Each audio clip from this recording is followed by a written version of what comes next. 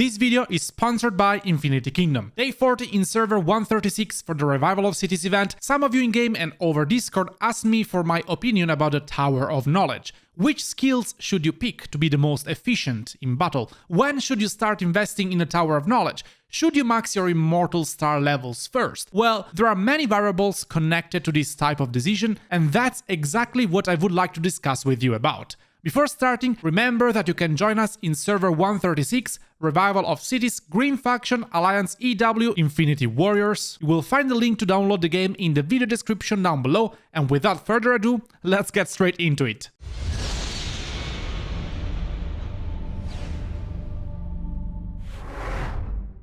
Hello gamers and welcome back to my channel and another Infinity Kingdom guide. While I am recording this video, we are also in the middle of our second contention of relics. This time it's a good fight between green and blue. We are definitely winning right now, we are leading with almost double the energy cubes, and EW took advantage of the fact that the Asian alliances like CHN and Wool went to sleep, because in China, Japan and Korea, where most of their players are from, it is night time now. Everything will be decided on the stage 3, when the world's heart will open, and I will make sure to keep you guys updated on the results in the next video. So, the Tower of Knowledge. Through this building, you will be able to spend your soul crystals to learn skills for your immortals. Skills that you will be able to use on any of your immortals. That's right, in Infinity Kingdom, any of the immortal skills, except the first, can be equipped or unequipped anytime you want and reassigned to any immortal with any available open skill slot. Skill slots are 3 for green, blue and purple immortals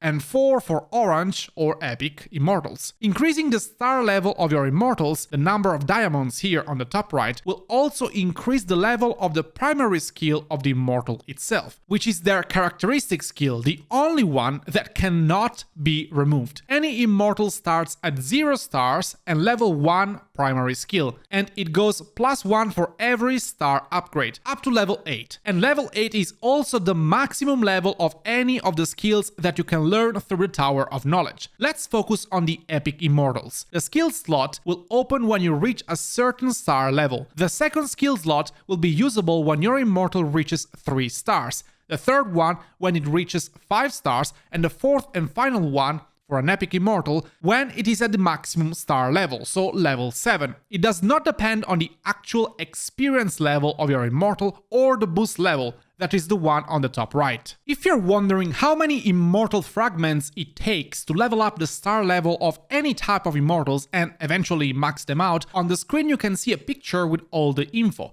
Credits to Val6389 for creating this table, which is also available for free on the official Infinity Kingdom Discord, linked as well down below. So you will need to acquire 60 fragments to unlock an epic immortal, then invest another 180 fragments to unlock the second skill slot, then 270 for the third skill slot and 390 for the final skill slot.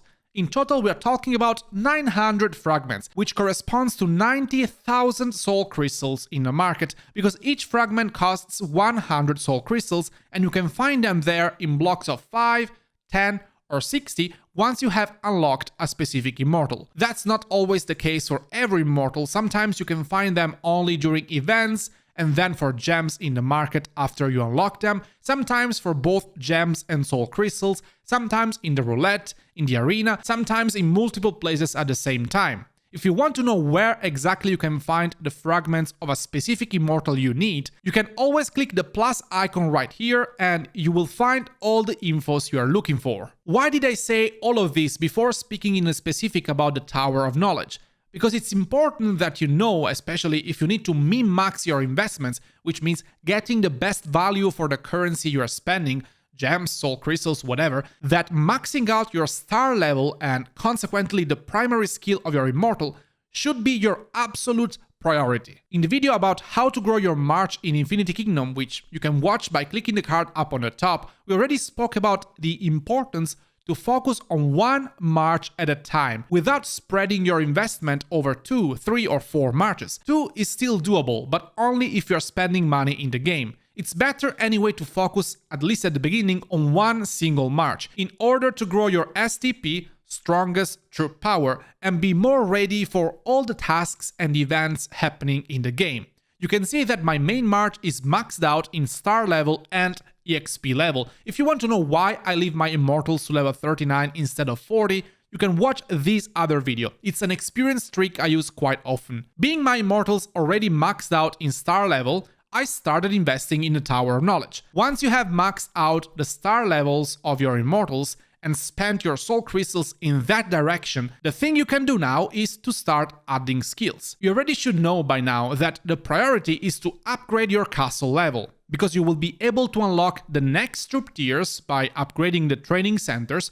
You will produce more resources through the resource production centers, and also crucial, you will be able to upgrade the level of your Tower of Knowledge alongside your castle level. That is the most important thing, because the skills you will be able to learn through this building will be level based. What does it mean? My Tower of Knowledge is now level 34 and I am able to learn the skills available until level 34. I am not able to learn the ones at level 35 and above. So by the time you max out the star level of the immortals in your main march, which is my suggestion, you will hopefully have reached a decent level in the Tower of Knowledge to unlock some good skills. If you're a spender, you can work on leveling up a bit some skills while you are starring up your immortals, but that's not really indicated if what you're looking for is immediate best value.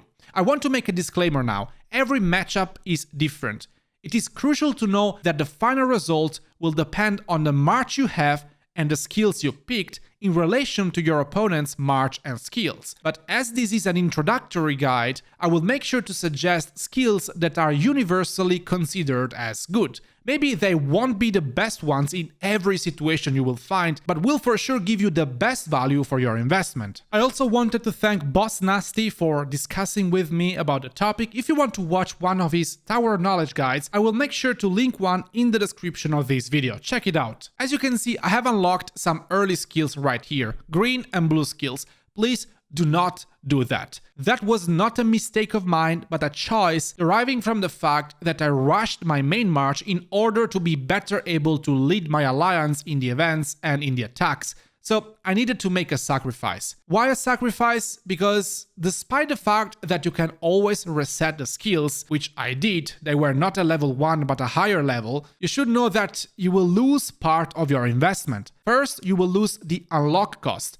which is 500 for the green skills, 2000 for the blue skills, and 8000 for the purple skills, and eventually 20,000 for the orange epic skills, but no one will reset those anyway, unless you made a big mistake and picked one skill that you really didn't need. Second, you will lose 20% of the cost of leveling up the skill itself. For example, if I try to reset this purple skill here, combo, it will tell me that the skill will be returned to level 1, and only 80% of the soul crystals invested to level it up to level 6 will be returned.